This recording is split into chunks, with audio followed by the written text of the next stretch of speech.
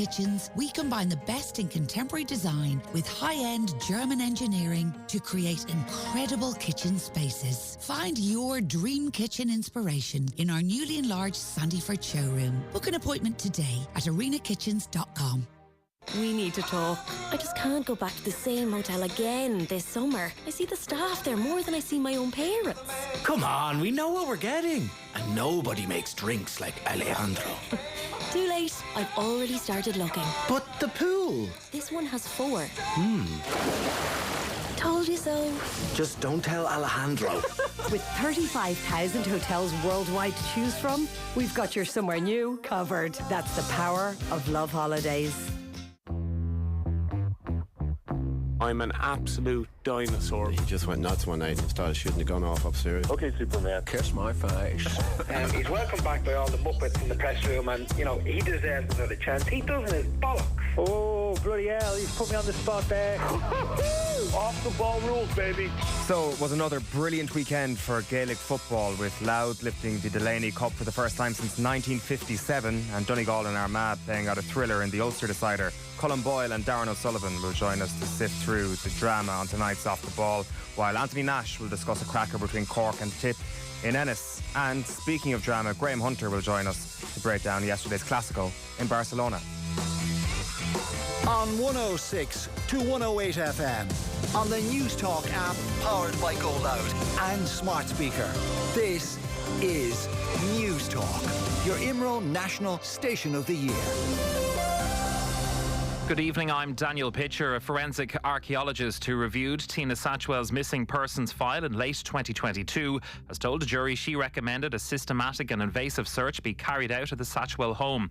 58-year-old Richard Satchwell of Grattan Street, Youghal, County Cork, has pleaded not guilty to the murder of his wife Tina at the same address in March of 2017. Jamie O'Hara reports from the Central Criminal Court in Dublin. Dr. Niamh McCullough agreed a number of structural changes at the house in Youghal around the time of Tina Satchwell's disappearance were red flags. She also told the court the filing of a false missing person report was seen commonly in domestic homicides.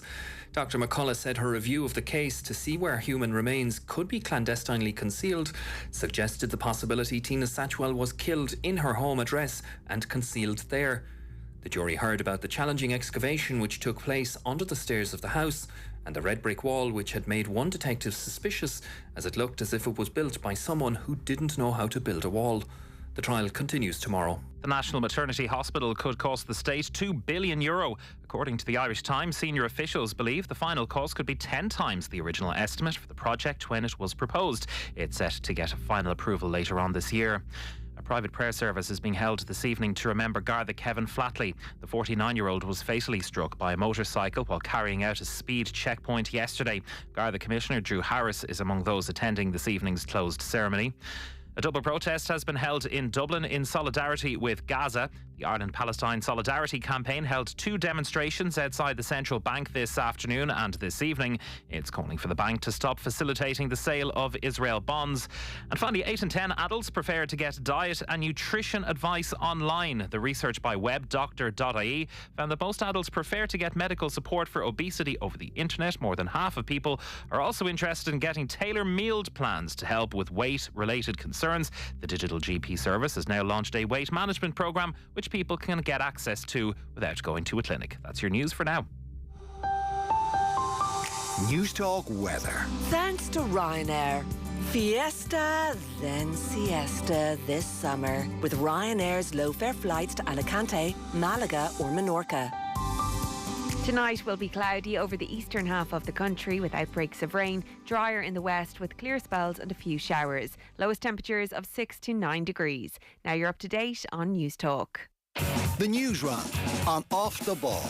With UPMC Orthopaedic Care. When things don't move, rotate or bend like they used to, choose us to help you get back in action.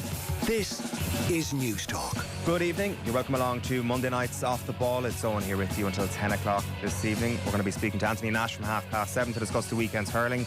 Clare now hanging on by a thread in the quest for Liam McCarthy this summer. From 8 to 9, we're going to have Colin Boyle and Darren O'Sullivan with us to break down the Ulster and Leinster finals over the weekend. Both absolutely brilliant spectacles, brilliant games of football. And then on the football show after 9, we'll take Nathan Murphy into studio, and he'll talk about the boos for Trent Alexander-Arnold and the bizarre Marinakis Nuno Espirito Santo confrontation yesterday. And we'll get Graham Hunter up on the line as well to talk about yesterday's thrilling Clásico, where Barcelona have as good as won La Liga for 2024-2025. We would love to hear your thoughts on the weekend sport. 0879 180 180 is our WhatsApp number. Stephen Doyle, a very good evening to you. Good evening, all. Mick McCarthy, how are things? Hello, guys. You might get to your Clare heartbreak in just a moment, but I think we don't have time.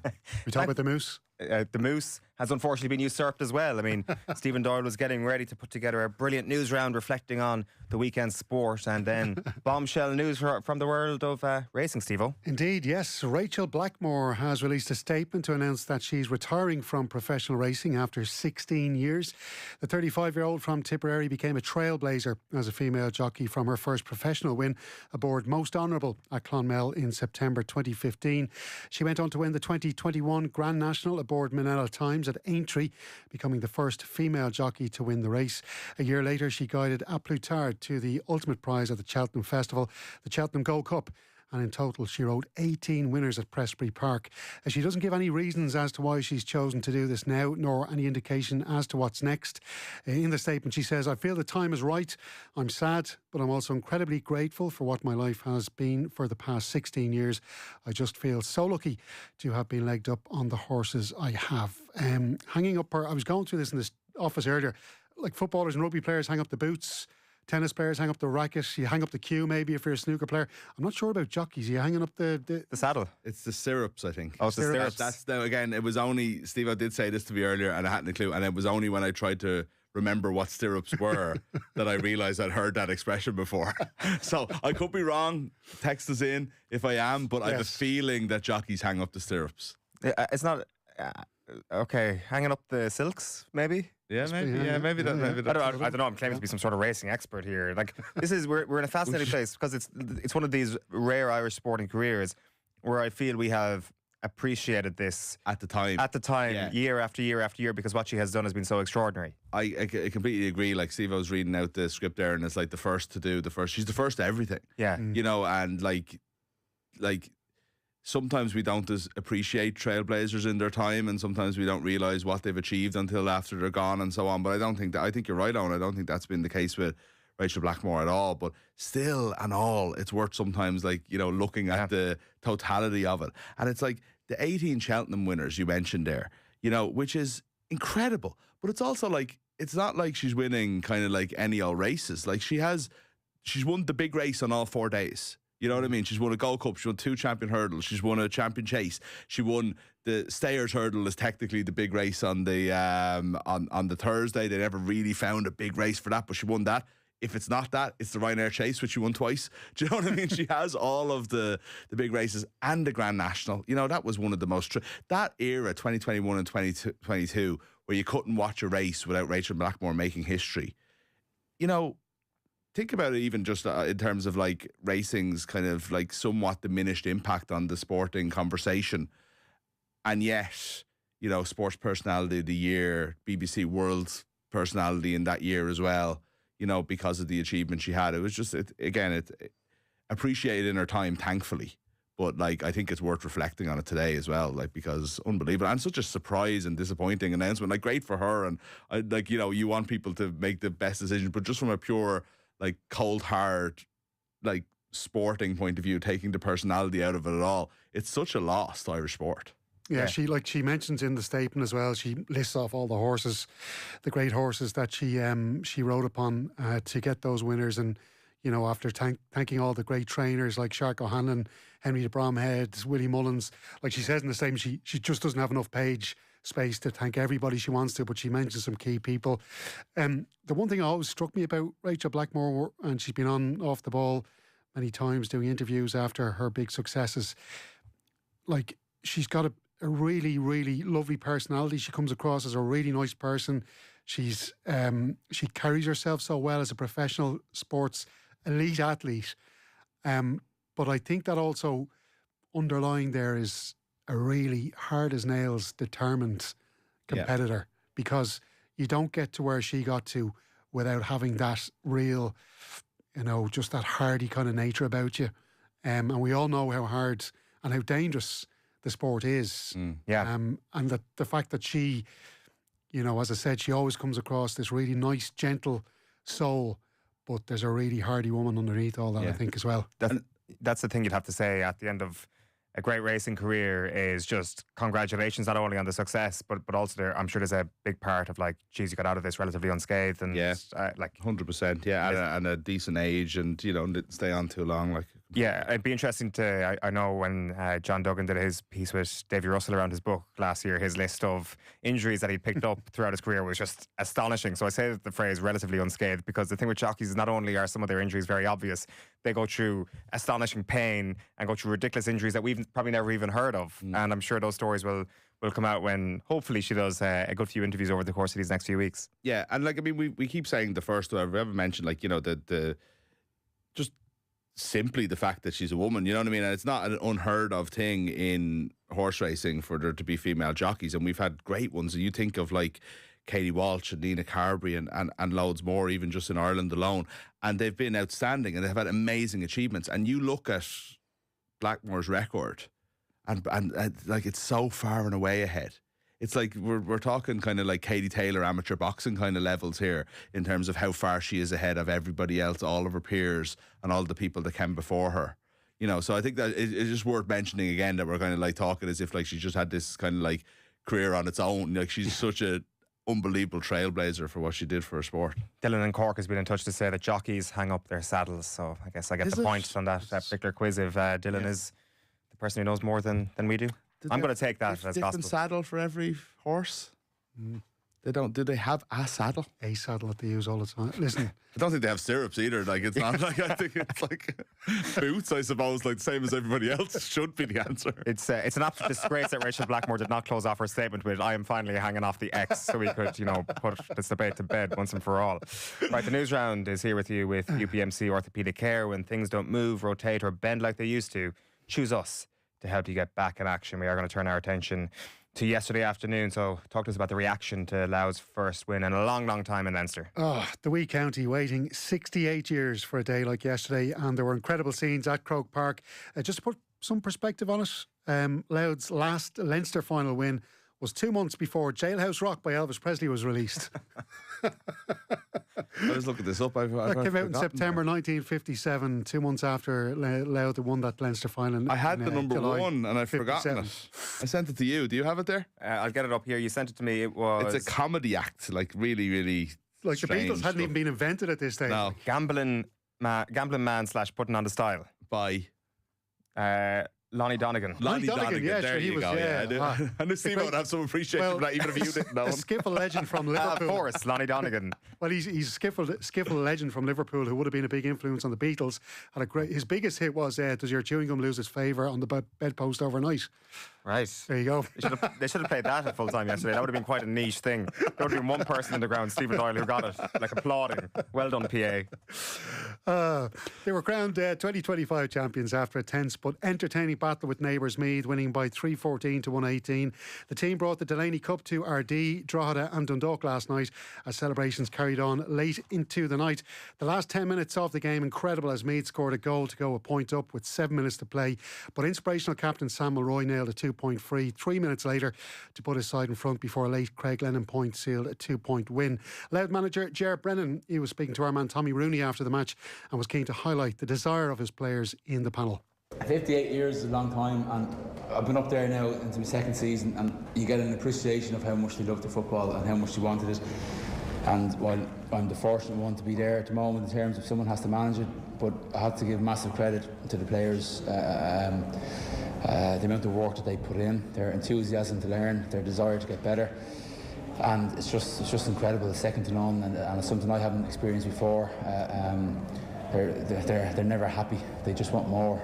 And they could get more because they'll fancy their chance in the quarterfinals. Going into a group to play Clare, Monaghan and Down. Runners-up Meath have a tougher group with Kerry, Roscommon and Cork. I should mention as well, Dublin's dominance ended in the men's Leinster competition, obviously, but not in the women's. Meath beaten by the Dubs 213 to 112. before that game as the Capitals women won a 12th consecutive title. And Galway got the bragging rights and the trophy after beating Mayo in the Connacht women's football final. 2 first half goals, helping the Tries women pass their neighbours by 2-13 to 9 points in Tuam. We talk about the match, but the atmosphere in Croke Park yesterday was just unbelievable. And like when you consider like the conversations we've been having for the last 2 or 3 years at this time of year are like, why are we not playing real football games at this time of year? We need to get into it. And then you actually see the game Saturday night, but especially yesterday, like heaving. Like, I've never seen that in like the parade. During the parade, the hill, it was like, you know, in a computer game where people in the crowd, they're not really focused on it, you know, like in FIFA or something like that, and they're just bouncing up and down.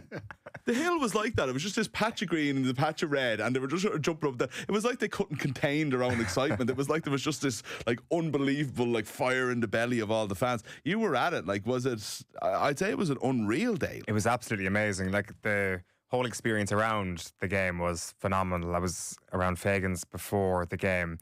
Like, there was a man in a half Louth, half Meath jersey with a Joe Sheridan mask. And I was like, that just sums up today. Perfect. That is the icon of this. A lot of signs with the goal. Joe Sheridan says hello. Like, we were up in Louth during the week. I was up in RD. I was up in Tullyallen and Dundalk. And it was amazing how there was a common thread of the 2010 thing can be put to bed if we win this weekend. I hadn't quite realised how significant that was in everybody's thoughts. They all like to say it's ancient history, but no, they were pretty forthright about the fact that we would finally be able to resign this to history if we managed to get the job done on Sunday. And they did, but the colour was amazing. Like, as I say, flares in Drumcondra, green flares in Drumcondra at around 12, 1 o'clock. And like, just kind of a reminder that we have a very unique thing in Gaelic football where in the space of 2.5 months, we should have 5 very meaningful trophies handed out and 5 very high stakes scenarios. Now, the reality is that we only have 4 this year, but 4 out of 5 ain't bad, where we saw the emotion on Saturday in Clonus, the heaps of emotion yesterday from the Louth fans. We saw the emotion from Pádraic Joyce and Co last week, and we will see it again in an All-Ireland final in July, the Munster final being the exception. But it's not every sport that has this collection of different trophies that are handed out in such quick succession.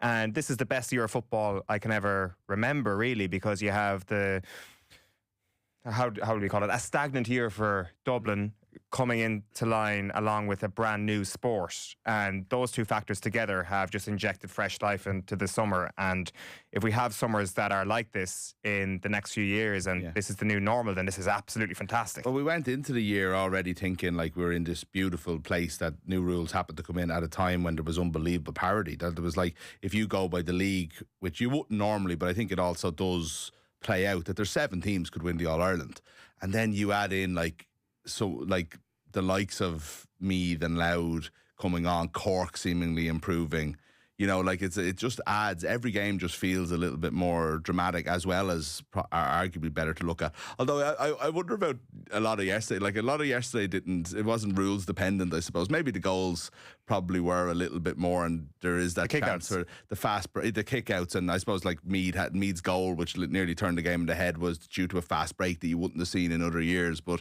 the stagnant play still happens. Sorry, I suppose I specifically mean the opening up of the game in the new rules, as opposed to the kick out or the 2-point version. But at the same time, it was very dramatic. I do think the hooter takes away from it a little bit, you know.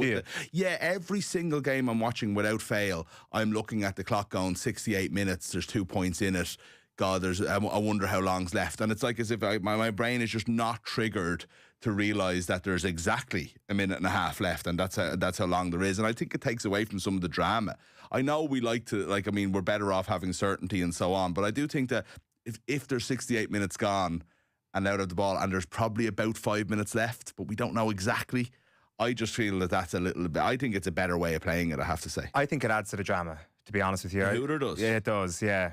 I think the sense of finality. Just realise the game's over. It was like in the Dublin Meath game, it was sort of like Dublin are back in it, and then you're like, oh no, hold on, there's actually no chance here. Meath have already won this game.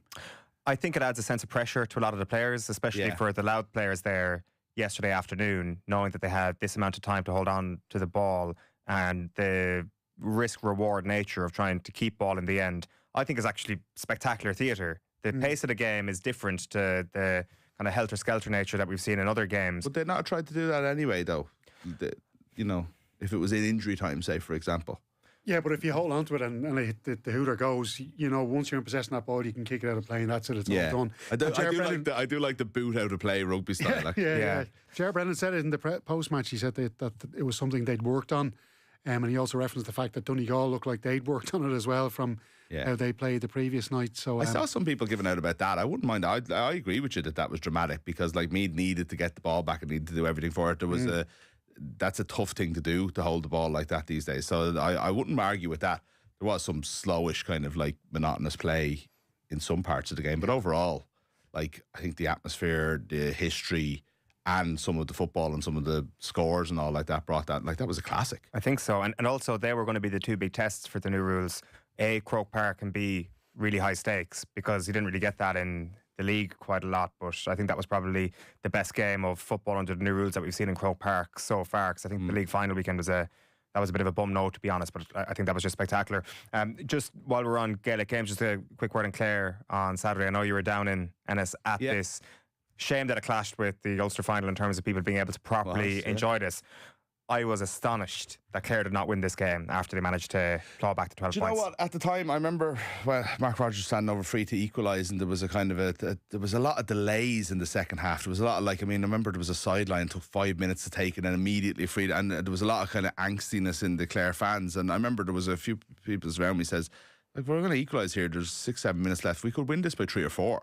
You know what I mean? And I remember never really thinking that. And I've often seen it in sport, when you have a big comeback, you give everything, you get level. Do you remember Ireland 2015 World Cup? Like absolute disaster. Everybody's injured. They're getting hammered by Argentina. They came out in the second half and got back into that game and got level, as far as I remember, or something close to level, or maybe even ahead. They got 3 tries, I think, and it was just this incredible thing. And then Argentina would just like pick them off for the rest of the game, because you just give everything in you to get back to. So the original sin here is conceding 4 goals the first 20 minutes and going down by 12 points. There's just no way back. Like they did get back, as you say, but like the chances are you're not going to get away with it. Have you written it off, or are you clinging to those? Potential permutations? I knew those. I don't think they're that complicated. It's funny. I remember thinking immediately is if head-to-head's a thing, there is a chat. I don't think they're all mad things to happen. No, they're not. I expect Tip to beat Waterford. I think there's a very good chance Cork beat Limerick, and then it comes down to a showdown between Clare and Limerick, more or less. It's just whether Clare have shown the kind of form to knock Limerick out of the championship. Because that's what it would be. It wouldn't be a case of Limerick sneaking in and both of them getting through. It would be knocking Limerick out of the championship. And I just don't see it. They're not in the kind of form they've shown. There were some great moments. It wasn't it was a great occasion. I know Croke Park was amazing, but there's 20,000 people packed in. Beautiful day. Just a beautiful day. Ennis was absolutely hopping beforehand. Tip feel like they're back. There was a good Tip crowd there. I was in Thurles last year, and there was 16,000 people at the match or something. Tip had given up, So it all really was exciting, and there was some lovely moments in it. Like Tony Kelly's kick up, when Shane O'Donnell came on, the ground lifted. It was incredible. So it was it's such a tight ground, isn't it? It's brilliant having the supporters so close to the pitch and the players. The wait for Shane O'Donnell to come on, you know what I mean. And again, as you say, it's all so tight that the atmosphere was brilliant, but. All in all, it just looks like it's just going to be a down season. Lohan looked a bit pity. He looked really kind of downhearted in the post-match interview and off the ball. He looked, and I think he knows the injuries as well have really affected him this season. Understand it's injuries, and then other things is Aidan McCarthy is he might not be having the best year of his career, but he's well worth his place on the panel / squad, and he's playing Clare Cup for Ina Kilnamona the day of the match, and nobody really knows why, and I kind of think that sort of stuff, you don't let things like that happen during the season.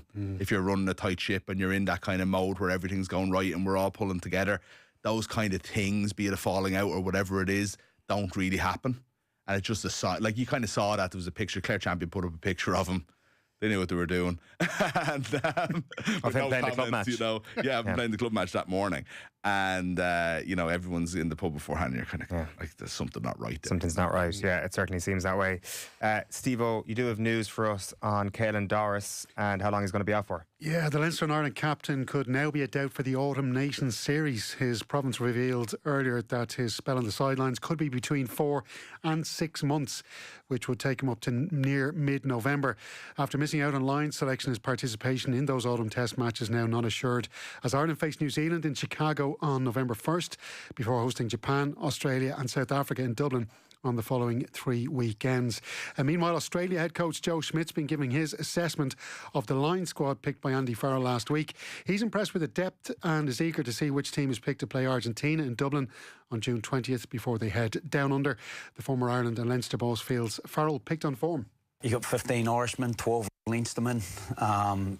You got 12 English, and I think a lot of those combinations will mix and match really well. Obviously 8 Scots and 2 Welsh, which kind of probably reflects the recent form over the last 12 months. But yeah, I think there's some dangerous combinations in there that will be quite formidable.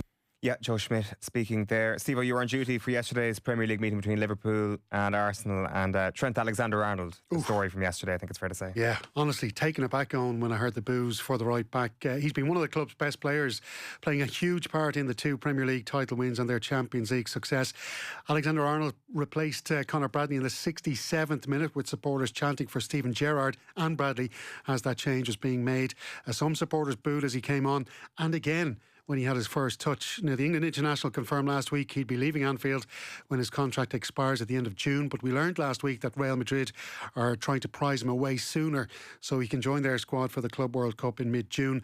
Teammate and fellow fullback Andy Robertson quite diplomatic with his response after the game.